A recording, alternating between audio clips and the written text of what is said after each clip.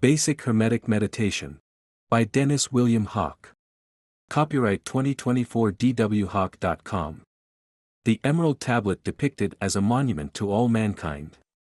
Engraving from Amphitheatrum Sapientiae Aeterni, Amphitheater of Eternal Wisdom, by Heinrich Kunrath, 1560–1605. Hermetic Philosophy. Before we begin, it is important to understand the basic philosophy behind Hermetic meditation. Fortunately, the ancient philosophers summarized their beliefs in a remarkable document known as the Emerald Tablet. Let's briefly go through the tablet to get a quick lesson in Hermetic philosophy. In truth, without deceit, certain, and most veritable. The first line of the tablet is a promise to speak only the truth without ulterior motive or exaggeration. This idea of a basic level of truth shared amongst all people became the basis for the Hermetic doctrine of the Prisca Theologia, which means ancient theology. It is the idea that a single, true theology exists which threads through all spiritual traditions, and which was primordially imprinted in the minds of all sentient beings by the one mind of the universe. Not only does this principle transcend the competitive and often deadly bickering between religions, but it emphasizes the common spiritual connections we all share, yet that each one of us can individually verify.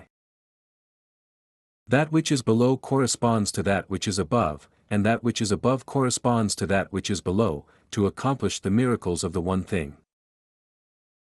This section describes what has become known as the doctrine of correspondences, although it is often abbreviated as above, so below. This dictum posits a relationship along the Axis Mundi, which means vertical axis of the world, between heaven and earth. The Axis Mundi is a metaphysical line through the earth's center connecting to the divine mind above through the universal consciousness of the meditator. It is a symbol found in nearly every religion, sacred site, or mythological location. The Axis Mundi extends infinitely upward and infinitely downward, so the only thing clearly defined is the center from which the above and below stretch outward. It is from this central position that the powers of the above and below can both be experienced and put into action during Hermetic meditation. In Hermeticism, the two polarities of below and above along the Axis Mundi are referred to as the one thing, earth below, and the one mind, heaven above. There is something extremely important going on in this section of the Emerald Tablet, so we want to be sure we understand Hermetic symbolism before we proceed further.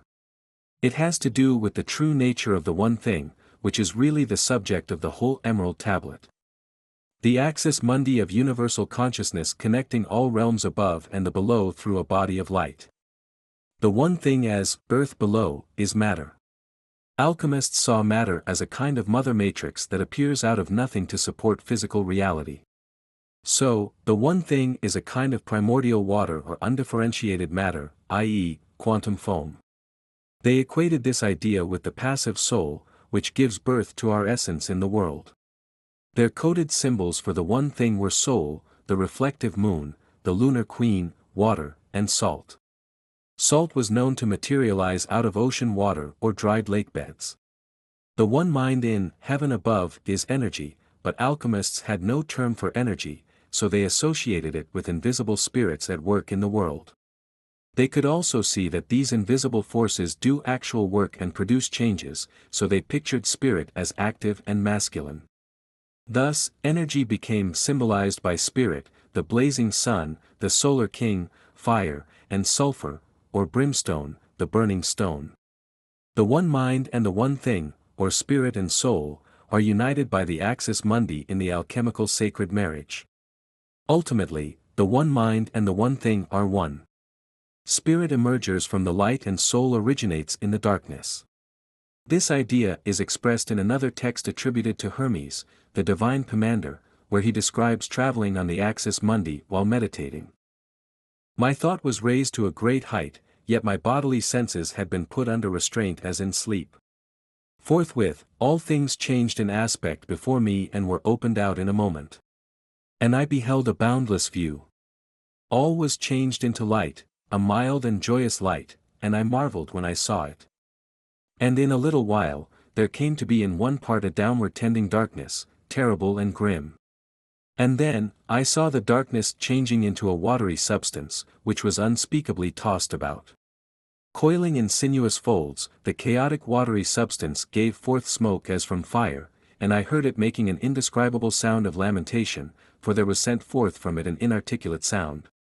But from the light there came forth a holy voice, which took its stand over the watery substance, and methought this word was the speech of the light. And then, the divine voice spoke directly for me to hear, that light is I, the one mind, who was before the watery substance which appeared out of the abysmal darkness. And the word, which came forth from the light, is my child. Learn my meaning by looking at what you yourself have inside you, for in you too, the word is your child and mind is the father of the word. They are not separate one from the other, for life is the union of word and mind. Now fix your thought upon the light and learn to know it. Now we are in a position to understand the next section of the Emerald Tablet, which attempts to describe the whole process of creation. In terms of the Axis Mundi, we have the one thing below and the one mind above. The one thing is emerging or unformed matter, the watery substance that alchemists referred to as the prima materia, first matter, and the one mind is the focused meditative consciousness that speaks the word, or logos, in the light from above. And just as all things have come from this one thing, through the meditation of one mind, so do all created things originate from this one thing through adaptation. Some translations of the Emerald Tablet say, thoughts of one mind, instead of meditation of one mind, but the idea is the same whether we are talking about thoughts, images, archetypes, or the logos. Clearly, the Axis Mundi is the light of consciousness itself as depicted in our drawing on the previous page. This is what connects heaven and earth, the above and the below, energy and matter. To paraphrase all this in terms of modern science, the one thing is the unformed first matter, atomic particles, in the undifferentiated quantum foam at the Planck level of reality, and the one mind is the focused attention of an independent observer that collapses the wave function into identifiable atomic particles. This is known as the observer effect in quantum physics. In Einstein's equation of the universe, E equals mc squared, we have the same fundamental values of E, energy or sulfur, m, matter or salt, and c, the speed of light. Basically, his equation tells us that energy and matter are equivalent or two versions of the same thing, the one thing of the alchemists. And if that little c in the equation stood for the light of consciousness, there would be no difference between ancient philosophy and modern science. In another striking similarity, the first matter of the alchemists was considered part of an invisible mother matrix existing in the empty cube of space or void. In the words of the 16th century alchemist Paracelsus, know therefore that the first matter is ultimately nothing but an empty box full of great force and power. Compare that to the words of a modern scientist, Dr. Ardeshir Irani of the Dark Energy Research Institute, the void has only pure energy. The only particles that have no space, no time, no mass, and no charge are photons of light, and hence, the void is filled with photons of different energy levels separated from one another by quantum numbers. The energy from within the void is the source of all creation and annihilation. Author's rendition of the Emerald Tablet commissioned for the Rosicrucian Alchemy Museum. The next section describes the one thing in terms of the prevailing theory of the four elements, first proposed by the Greek philosopher Empedocles, ca. 450 BCE. According to this idea, all matter is composed of varying amounts of the primordial elements fire, water, air, and earth. Later scientists realized the early alchemists were working with the four states of matter, flame, or plasma, liquid, gas, and solid, respectively. It is easy to identify the elements, or states of matter, in the following section of the tablet. Its father is the sun, fire. Its mother the moon. Water. The wind carries it in its belly. Air. Its nurse is the earth. Earth. The next section elaborates on the power and purpose of the one thing. Not only is it the source of reality, but its unfolding is a sanctification of everything through the thoughts of the divine one mind. In other words, the consecration of the universe proceeds through pure consciousness. The essence, some texts say, inherent strength, of the one thing is perfected from the archetypal thoughts, the logos, and then manifested, turned into earth. It is the origin of all, the consecration of the whole universe, its essence is perfected, if it is turned into earth. Next, the tablet tells us how to manifest the potential of the one thing, i.e., turn it into earth.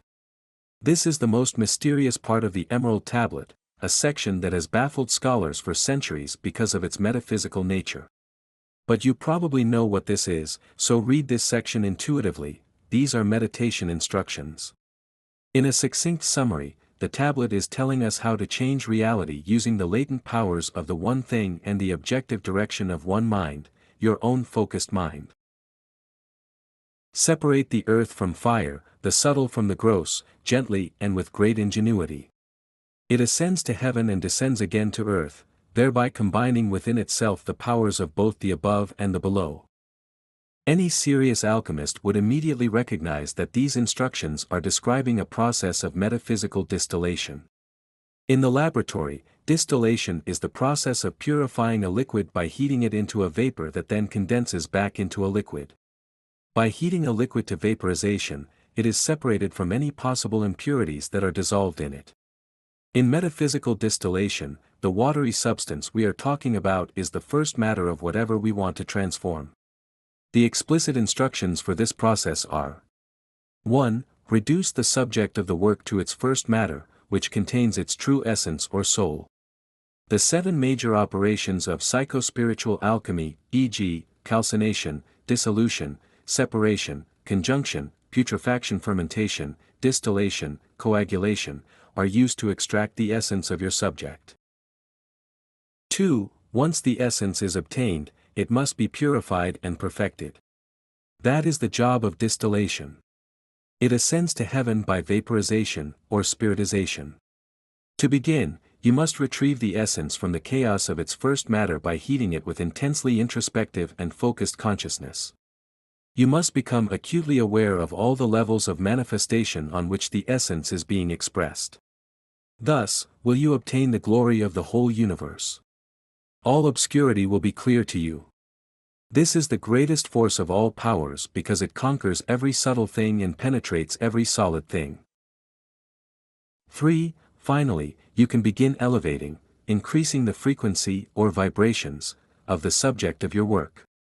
Keep the fires burning with an intensely one-minded consciousness.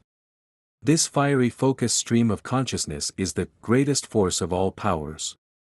The brilliant light from this bonfire of thoughts, feelings, and imagination conquers every subtle thing and penetrates every solid thing. 4. The cycle of, it ascends to heaven and descends again to earth, is only one round in a series of distillations that last until the subject of your work is so pure that it combines, within itself, the powers of both the above and the below. The powers above are purified energy or spirit, and the powers below are manifestation and a new incarnation of the soul of something. In this way was the universe created. From this comes many wondrous applications because this is the pattern. Therefore, am I called thrice greatest Hermes, having all 3 parts of the wisdom of the whole universe. Herein have I completely explained the operation of the sun. This is how the Emerald Tablet concludes. The pattern has been revealed. It is the same metaphysical pattern that gave birth to Hermetic philosophy in ancient Egypt and led to the proliferation of alchemy in the Middle East and Europe. Generally, when Hermes speaks of the whole universe in his writings, he is referring to both the material and spiritual realms, both the above and below. When he refers simply to the universe, it means the physical universe or manifested world. Hermes, or whoever are the ancient authors of the tablet, has revealed the heart of reality. The operation of the sun is not only in the cosmos, but also a process within every sentient being. And that hidden fire of consciousness, the one mind of the universe in each of us, is the unitary source of both manifestation and transformation. The Hermetic tradition proclaims that all things are formed of pure consciousness, summarizes Martin Fox in his book Hermetic Meditation, 2022. The thoughts that we generate and the things that we imagine are made of the same underlying force from which the denser physical objects also consist of. Existence is considered one emanating light formed into varying forms and vibrations. Practitioners of this art believe the human mind can be trained to step beyond the limitations of the world. The goal is the transformation of self, the evolution of consciousness, and ultimate oneness with the underlying goodness in all things. The Ladder of the Planets by Stefan Michelspacher in Kabbalah, Spiegel der Kunst und die Natur, Kabbalah, Mirror of Art and Nature, 1616. In the foreground, a blindfolded seeker just needs to remove his blindfold to find his way. The other man chases rabbits, which are symbols of the contents of the subconscious mind. Hermeticism provides a distinct path to spiritual transformation. The Ladder of the Planets doctrine teaches that the soul's journey back to the divine involves ascending through 10 heavens. These heavens are archetypal levels of purification and enlightenment that correspond symbolically to the 7 visible planets, and their associated metals, plus 3 higher heavens. In the engraving, the planetary ladder is encoded both as steps of scrambled operations and as the mythical associations of the planets. On the ledges of the mountain, we see Jupiter, left, and Saturn, right, paired at the bottom. Ascending halfway, we see Mars and Venus paired, then come the Sun and the Moon. In the inner sanctum, the red solar king, spirit, and white lunar queen, soul, work together to accomplish the great work. Above their hermetic chamber is the red phoenix that rises from ashes, and above that, ascends the mythic figure of Mercury at the peak of the mountain. They are all surrounded by the 4 elements and firmament of stars, as constellations.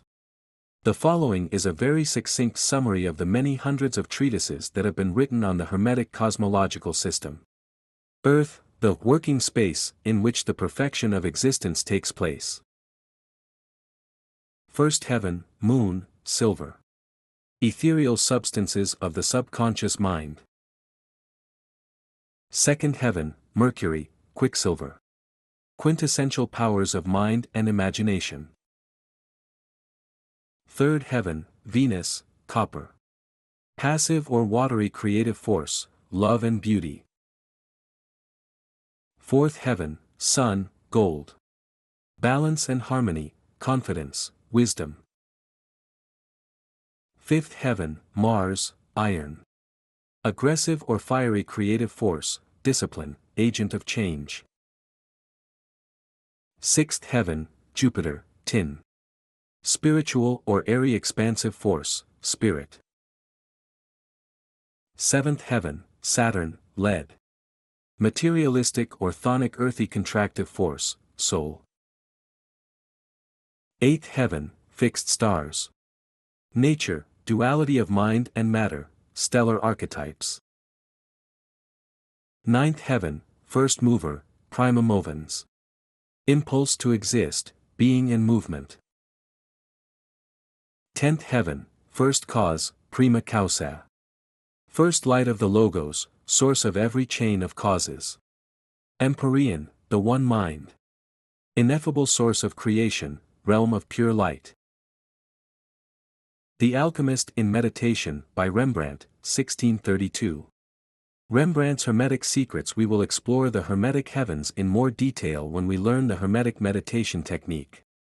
First, we must prepare for actual practice by examining the way Hermetic symbology works. But be warned, understanding this is not simple textbook learning. The word Hermetic means sealed, hidden, or secret. So, you have to dig a little. It's like solving a mystery, and a good place to start are the light-driven paintings of the Dutch artist, Rembrandt van Rijn, 1606–1669. He was well versed in alchemy and Hermetism, as were his family and friends. His painting shows an alchemist meditating in the golden light of the sun, while his Sora Mystica, Mystica sister, or soul, tends his inner fire in the darkness next to the staircase to his left. The staircase is the Axis Mundi or vertical axis of reality. These are subtle symbols in plain sight, but not everyone gets them. The cellar door next to the alchemist leads to rejected contents below in the darkness of his soul or subconscious mind, while the spiral staircase to his left leads through the darkness to his sought for enlightenment in spirit above. The circular basket hanging flat on the wall is the center of the drawing, which forms the circle with a dot cipher for gold, the sun, and the monadic one mind. Preparing for meditation. Establishing a hermetic space is the first step. With practice, it can become part of you wherever you go. Creating a hermetic space. A hermetic space is a hermetically sealed area, a safe, quiet zone without outside access. For master meditators, this zone is entirely within them and they can enter it anywhere. They know how to define a defensible sanctum around themselves, for example, a 5-foot sphere, and they let nothing in. No person, animal, object, or noise can penetrate this zone. And it is the same sacred space if they were on a mountaintop or if they were in the center of a bustling city. At the beginning of our practice, however, most of us have to create our sanctum physically in a private room, chapel, temple, or other sacred place where one's inner spirituality is respected and encouraged. The first step is to disengage from the world electronically. Shut off all your devices. Turn off anything that makes a sound. Make sure no one will disturb you. Next, you must disengage mentally. Your sacred space, your inner sanctum, is no place for mundane thoughts or neurotic replaying of events that disturb you.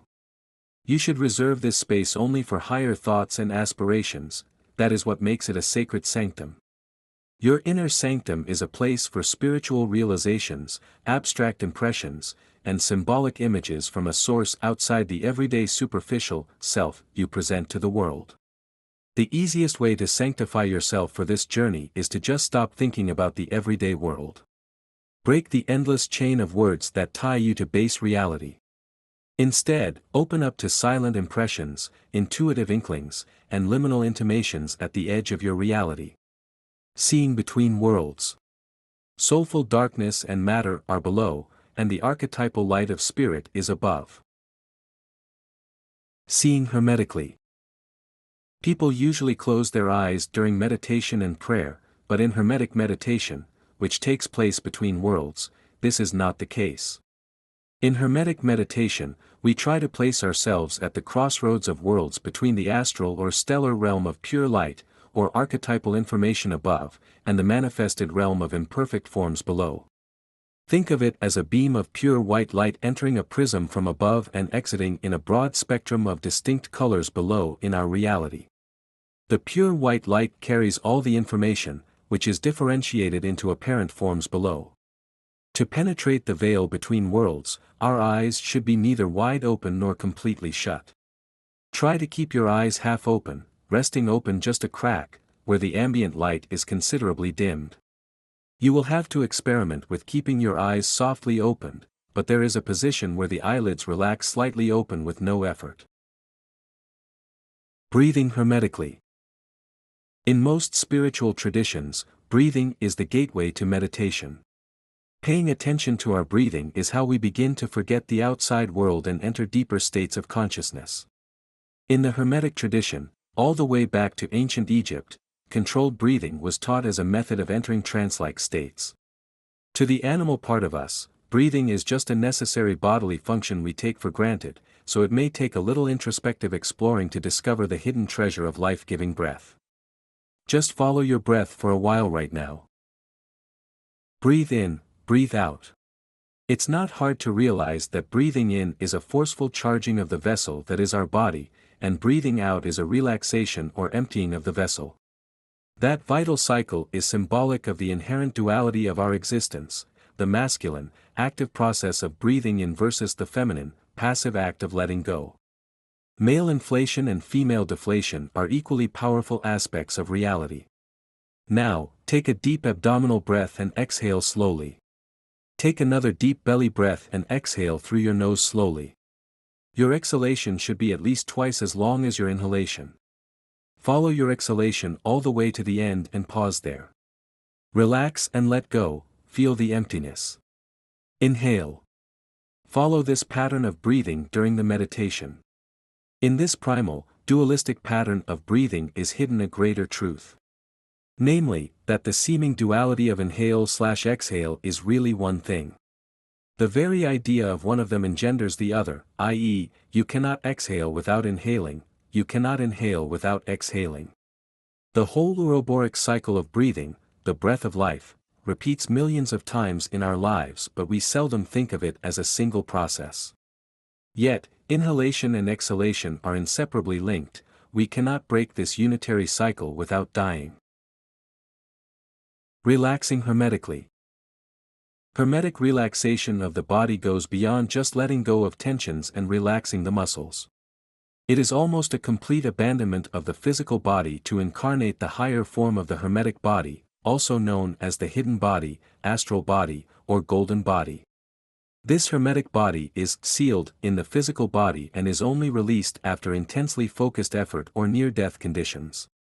But the goal of hermetic meditation is not necessarily to have an out-of-body experience. Again, from the hermetic viewpoint, strength is on the middle path between worlds. For instance, to gain objective knowledge about what is really going on in your body, you have to separate from it mentally. You have to be able to abandon the body long enough to look back into it objectively from a state of pure objective mentality. Then you can get a direct intuitive sense of something wrong in your bladder, for example, or perhaps an area of your lungs not getting aerated.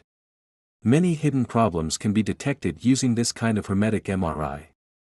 However, this level of hermetic relaxation requires achieving a deep state of existential ease most of us have not experienced since we were children. Hermetic relaxation is a return to innocence in both body and mind. Can you remember just laying around as a kid, or going fishing, or sunning yourself on a beach? You knew how to let go of your body back then, and you can do it again. Let go of control of your body, let go trying to control your mind. Relax and live in the unique moment of now.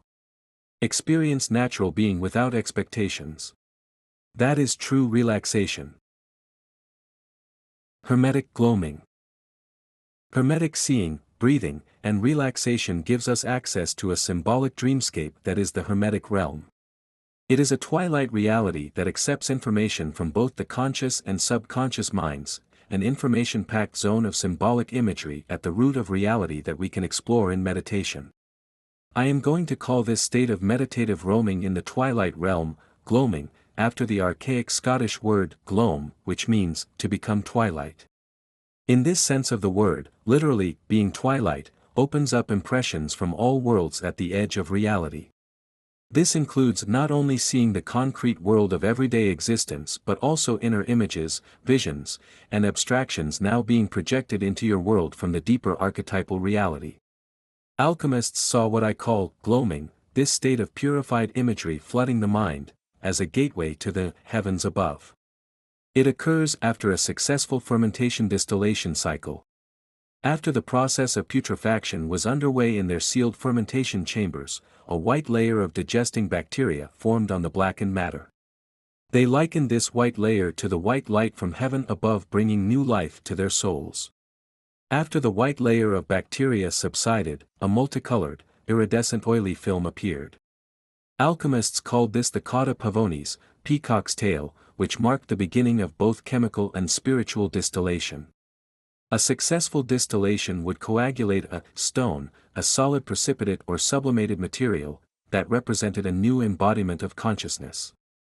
They called this new matter by many names, including philosopher's stone, astral body, subtle body, Merkaba, light body, energy body, or etheric body. In any case, that body of light is how the higher realms are accessed during gloaming. The Hermetic Meditation Technique.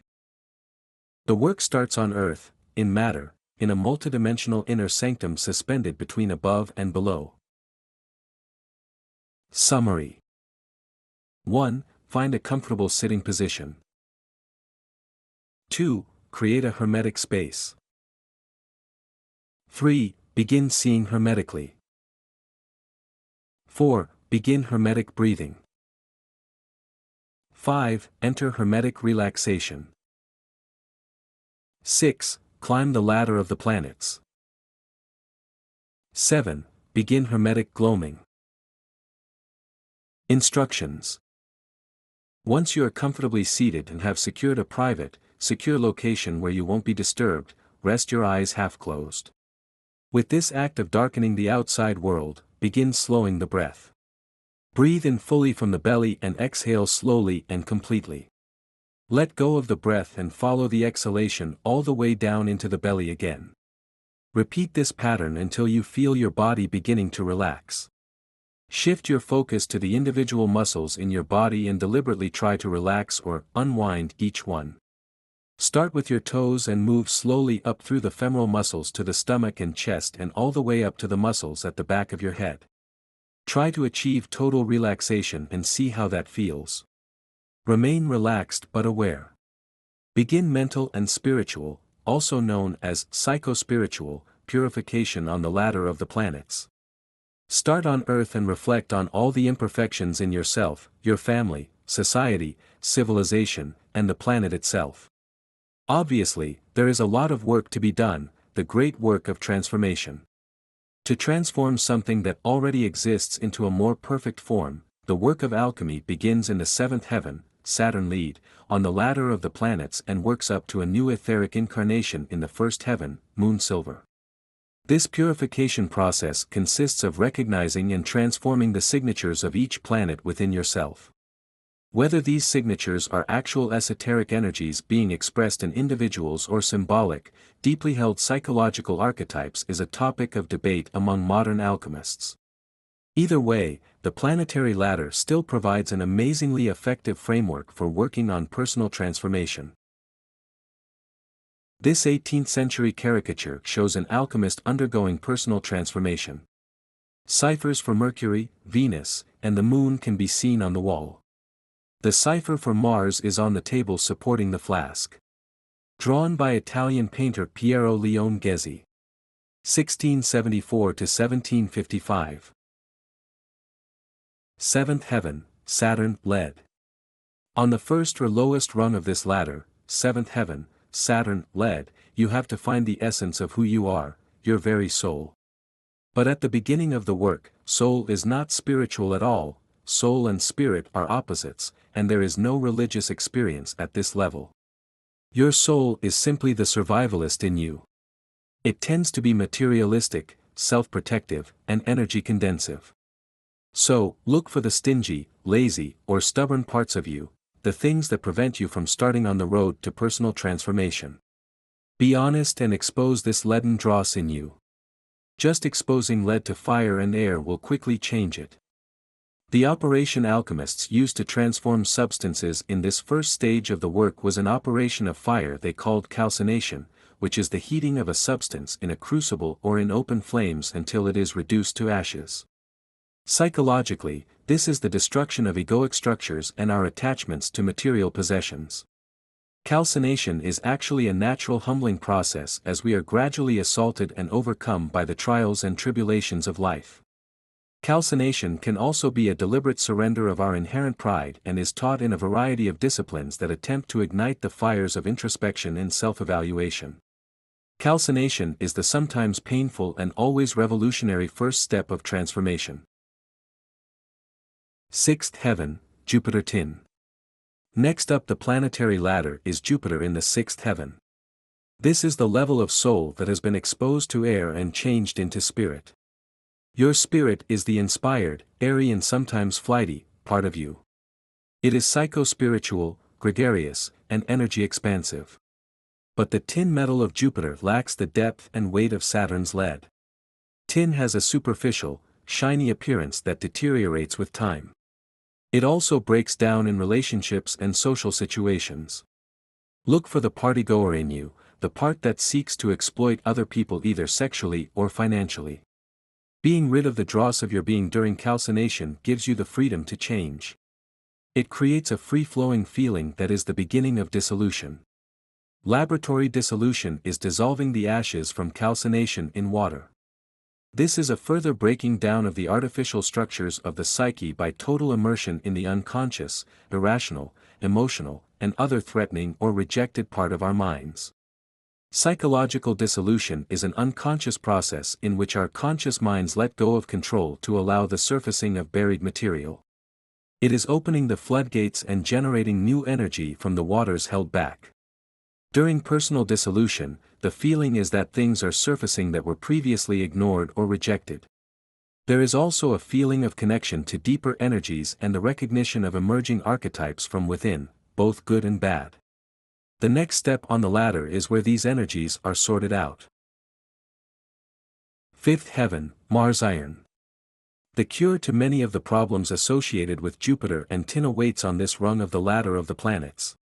In the fifth heaven, we find Mars and its metal iron. Those symbols represent an aggressive agent of change based in decisive discipline both in yourself and in your environment. The alchemical operation at this stage is separation. In the laboratory, separation is the isolation of the components of dissolution by filtration and then discarding any ungenuine, unworthy, or bad material. On the personal level, this represents the rediscovery of your essence and the reclaiming of dream and visionary gold previously rejected by your egoic or social mind. Separation is a conscious process in which you review formerly hidden material or failed relationships and decide what to discard and what to keep, what to reintegrate into your refined personality. Much of the shadowy material that surfaces during dissolution are things you are ashamed of or were taught to hide away by your parents, churches, or schooling. Separation is letting go of these self-inflicted restraints to your true nature, so the higher part of you can shine through. In separation, the feeling is one of knowing what is true and real, and wanting to fight for it. You want to eliminate anything that is not part of your essential nature. Separation is the development of your personal will, determination, and independence. Fourth heaven, sun gold. In classical Hermeticism, which is based on Ptolemaic cosmology, the Earth is the center of the universe, and the sun rotates around it in the fourth heaven. However, in modern or Copernican cosmology, the Earth and all the other planets rotate around the sun, which in that case, would be in the first heaven. Most Hermetic ceremonies and fraternal initiations follow the classical system, so we'll follow that here. With the sun in the fourth heaven, it acts as a balancing force between feminine Venus and masculine Mars, as well as a spiritual transition between the outer planets, Saturn, Jupiter, and Mars, and the inner planets, Venus, Mercury, and the Moon. The process at this stage of personal transformation is called conjunction. Laboratory conjunction is the recombination of the filtered and saved substances from separation into a new compound. During psychological conjunction, the feeling is one of the coming together of your fractured personality and satisfaction from the union of formerly opposing divisive forces within. Conjunction is the empowerment of your true self, the union of opposing masculine and feminine sides of your personality into a new way of being or belief system. Often this results in the birth of a new, confidently intuitive, state of consciousness. Alchemists referred to this emerging state of consciousness as the lesser stone, and after it is achieved, the initiate is able to clearly discern what needs to be done to achieve lasting enlightenment. Some early psychologists described personal conjunction as union with the overself. In any case, synchronicities often happen that confirm the alchemist is on the right track. Third heaven, Venus Copper. Conjunction marks a turning point from the work below to the work above. The psychological work in the personality below ends and the work refocuses on the spiritual forces above. This work begins in the third heaven of Venus, Copper, which represents the transcendental forces of love and beauty. The operation at this stage is fermentation. Both laboratory and personal fermentation represent the introduction of new life into the product of conjunction to strengthen it and ensure its survival in all realms. Fermentation begins with the putrefaction of the product, or the child, of conjunction resulting in its death and resurrection to a new level of being. Personal putrefaction is a breakdown of the personality caused by life experiences, personal introspection, hermetic initiation, or transpersonal therapy. Out of the blackness of putrefaction comes the yellow ferment, which appears like a golden wax flowing out of the foul matter. Its arrival is announced by a brilliant display of colors and meaningful visions called the peacock's tail. This marks the end of putrefaction and the beginning of fermentation. Personal fermentation is achieved through various channels that include intense love, meditation or lasting prayer, shamanistic drugs, deep appreciation for the beauty of nature, and desire for mystical union. During fermentation, the feeling is of becoming an empty vessel for something totally beyond you. Second heaven, Mercury Quicksilver. The higher state of consciousness reborn through fermentation is empowered in the realization of the second heaven, Mercury Quicksilver, where the powers of mind and imagination are perfected. As with all the operations above, we are working to purify the light of consciousness. The operation to achieve that next level is called distillation. In the lab, distillation is the boiling and condensation of the fermented solution to increase its purity. This spiritual agitation and sublimation of psychic forces is necessary to ensure that no impurities from the inflated ego, or the deeply submerged ID, are incorporated into the next and final stage. Personal distillation consists of a variety of objectification techniques that raise the content of the psyche to the highest level possible, free from gross sentimentality and overpowering emotions, cut off even from one's personal identity. Distillation is the purification of the unborn self, all that you truly are and can be. During distillation, the feeling is one of working with universal spiritual forces you know to be real. It is selfless action in service to a higher source through the development of unconditional willpower. First heaven, Moon Silver. The perfection and completion of all the previous work on the ladder of the planets is accomplished in the first heaven of the Moon Silver. This final operation in alchemy is called coagulation, or incarnation. Coagulation happens when something changes from a watery state into a gel or solid. In the laboratory, the work culminates with the precipitation or sublimation of the purified ferment from distillation. On the personal level, this precipitate is first sensed as a new confidence that is beyond everything, including bodily putrefaction, such as old age and death. Many experience the precipitate as a second body, the incarnation of all the light in them. The united Kaaba, spirit soul, ascending from a deceased body and carrying the Akh, energy or life force. From an ancient Egyptian papyri, ca. 1500 BCE. Some experienced the precipitate as a permanent vehicle of consciousness that embodies the full evolution of body, mind, and spirit. To Jewish mystics, this incarnation is called the Merkaba, from the Egyptian words for light, mer, life force or spirit, ka, and the eternal soul, ba. The Merkaba is symbolically depicted as an eight-sided double tetrahedron. The upward-pointing tetrahedron is fire and the downward-pointing tetrahedron is water, so this vehicle is a union of fire and water, spirit and soul. It is shown as a light gray outline in the drawing above. In other words, coagulation incarnates and releases the ultima materia of the soul. Alchemists referred to the perfected precipitate as the greater or philosopher's stone. In coagulation, the feeling is one of completion and actualization of one's true self, able to exist and travel in all realms. The firmament of stars. Once the work of psycho-spiritual planetary purification is completed in the first heaven, you can move beyond the everyday world to the spiritual realms above. The alchemical journey of your soul has been inward towards the blazing sun from frigid Saturn, which in Hermetic thinking, forms the outer boundary between our galaxy and the stars. We finally return to the stars in the eighth heaven, the fixed stars, in what Paracelsus named the astral body, body of starlight. The angelic archetypal energies here are greater than our planetary symbols can capture. These are relativistic astrophysical archetypes operating at the border between mind and matter. If your meditation goes deep enough, you might be able to get an appreciation of their immense power in the universe. Winged Mercury embodies higher consciousness. This purified, androgynous state of consciousness can travel through all levels of reality and conquer all levels of manifestation. The cipher for Mercury is over its crown, and it carries a caduceus in each hand. The sun and moon are balanced at its sides. Mercury defeats both material egocentric people, such as the angry man with single-crowned snake coiled on his sword in the picture above, and spiritually prideful people, such as the cowering man with white bird on sword. From the second key in the 12 Keys of Basil Valentine, 1599, by Basil Valentine. Hermetic gloaming. Once you have climbed the planetary ladder and purified your body, mind, and spirit through alchemical introspection, you can begin the final stage in Hermetic meditation. Again, for want of a better word, I have named this stage, gloaming.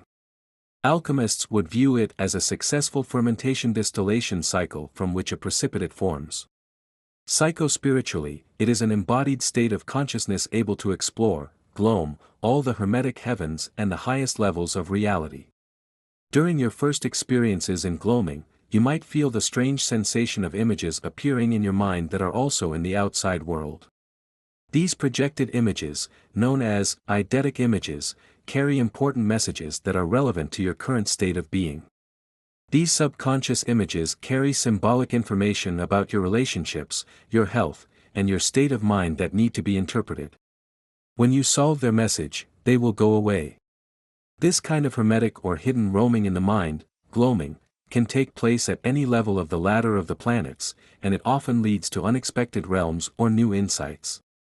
For instance, during conjunction, Sun Gold in the fourth heaven, you might realize, or experience firsthand, that there are two conjunctions going on simultaneously.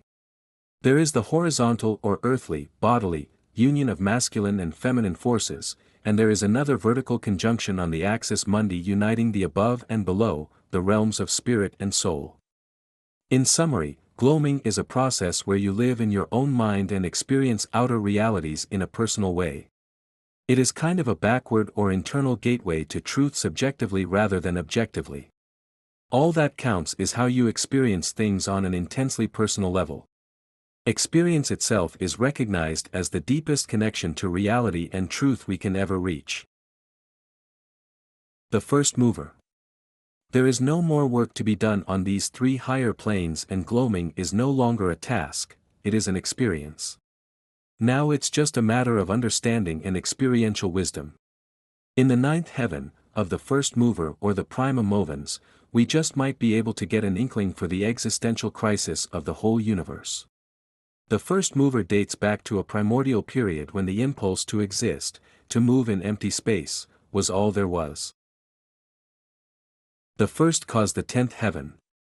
The first cause, or the prima causa, has tremendous importance for you, if you are able to grasp it. This is where the first light of the Logos was projected into the dark abyss to create our reality. It is the source of every causal chain of events since. For you, as a Hermetic practitioner, this is the pattern you follow in transmuting reality itself. Within your sphere of being, you become the first cause. Clavis Artis, key to the art, attributed to the Persian mystic Zarathustra Spatama, aka Zoroaster, who lived sometime between 1500 and 1000 BCE. He taught about the monadic Vohumana, the universal, good mind, and founded the ancient religion of Zoroastrianism. The Empyrean. This bizarre painting is an abstract depiction of the Philosopher's Stone, a state of consciousness that gives us access to all realms, including the highest heaven, the Empyrean.